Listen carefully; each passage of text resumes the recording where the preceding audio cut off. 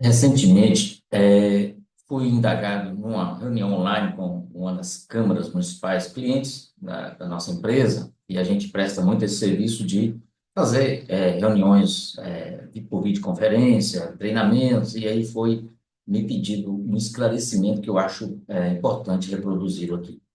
Quanto aos DFDs, documentos de formalização de demandas. Os documentos de formalização de demandas, eles não têm um padrão definido na Lei 14.133. Quem tem que decidir o padrão de DFDs é o órgão interno, ou seja, é o próprio órgão que deve regulamentar e quais as informações deverão serem acrescentadas no DFD, porque a lei já deixa bem claro que várias informações lá são obrigatórias. Bom, então nós temos o DFD como um instrumento de planejamento? Sim, mas também temos o DFD como um instrumento de execução. Então vamos colocar em dois momentos. Primeiro, qual é a intenção do legislador quando inseriu documento de formalização de demanda na lei? Que cada órgão, cada unidade administrativa, eu não estou falando da secretaria, não, estou falando das subunidades administrativas, conforme a lei de estrutura define. Vamos dar um exemplo de uma. O, a divisão de RH, gestão de pessoas, recursos humanos, departamento de pessoal, seja lá como for que a sua lei de estrutura estiver definindo. Então, de quem é a responsabilidade de fazer gestão por competência dessa subunidade administrativa? Os seus integrantes, seja o chefe mais os demais servidores.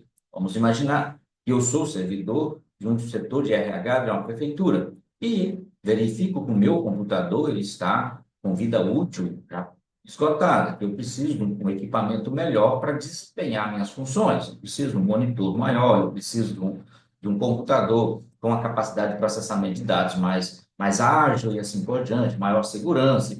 Então, o que que eu vou fazer? Eu vou fazer um DFD. Esse DFD eu vou fazer quando? Bom, eu vou fazer esse DFD antes da elaboração da lei orçamentária, obviamente. Eu fazendo esse DFD, se eu tiver conhecimentos técnicos, eu vou abusar disso. Eu vou fazer uma instrumentalização de cotação, uma instrumentalização de comparabilidade, de garantia, placa de vídeo que eu preciso, coisas dessa natureza. Então, eu tenho que identificar qual é a minha necessidade.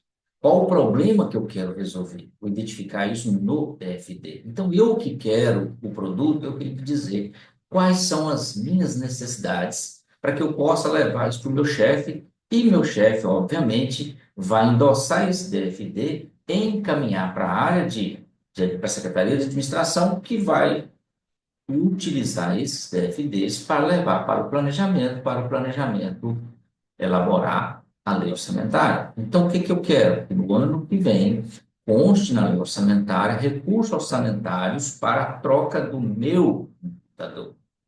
Eu não posso esperar isso de ninguém, sou eu que tenho que fazer. Por isso chama gestão por competência. O legislador deixou isso bem claro. E não vejo dificuldade das pessoas praticarem isso, porque é só uma questão de organização. Agora, vamos imaginar que ano que vem o meu computador simplesmente para de funcionar, o meu setor vai parar, vou causar prejuízo à administração. De quem é a culpa? Minha, porque eu não planejei. Então, a ideia do legislador, inicialmente, é que esses documentos de formalização de demandas são a base para constar recurso orçamentário na lei orçamentária do exercício seguinte.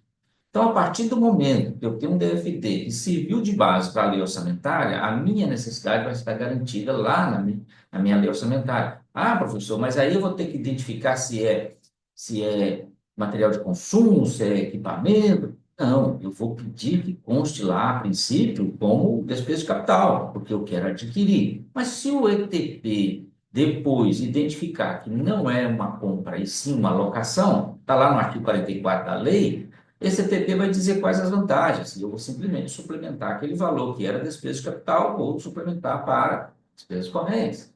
Então, eu estou usando o PFD de uma forma bem clara e objetiva para fazer o quê? A lei orçamentária.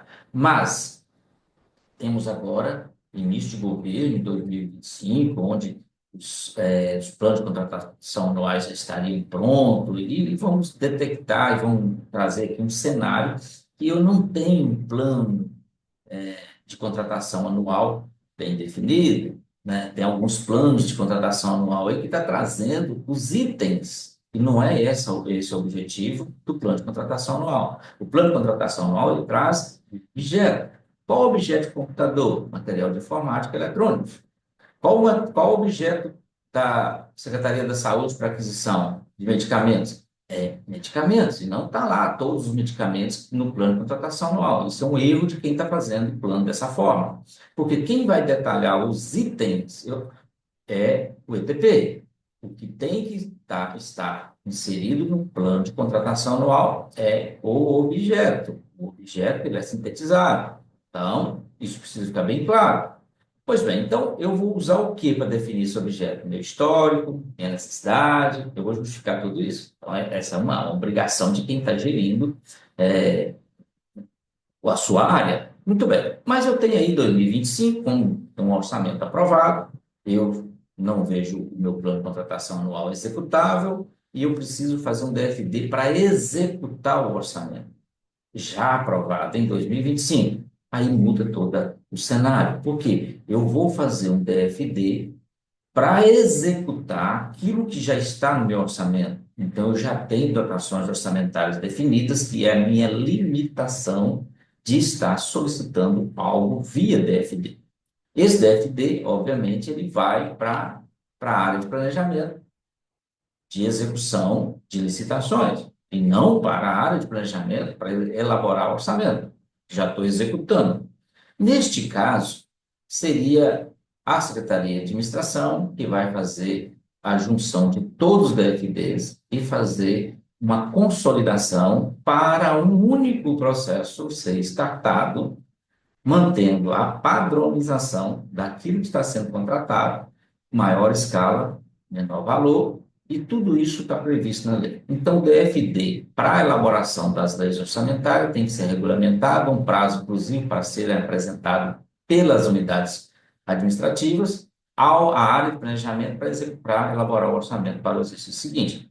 Já 2025, se você está chegando no governo, não tem esse plano de contratação anual executável, você vai fazer um DFD centralizado na Secretaria de Administração para que ela possa consolidar em um processo tudo aquilo que é comum a todos. Isso por que na Secretaria de Administração e não no planejamento? Porque nós estamos falando de execução orçamentária.